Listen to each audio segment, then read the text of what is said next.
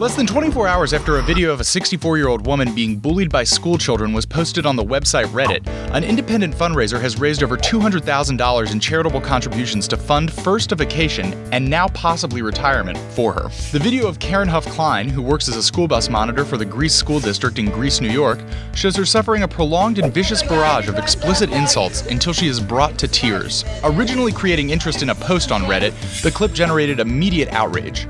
A second posting shortly after included a call to action to help Karen out, and Redditor Max Sidorov created an Indiegogo page, hoping to raise $5,000 in 30 days to give Karen a vacation. The story promptly exploded across the internet and was picked up by large news outlets. Today, and Fox and Friends have both had the bus monitor on since, and the fundraiser generated over $280,000 in just over 24 hours. It's an amazing testament to the mass-scale altruism the internet is capable of. On its good days.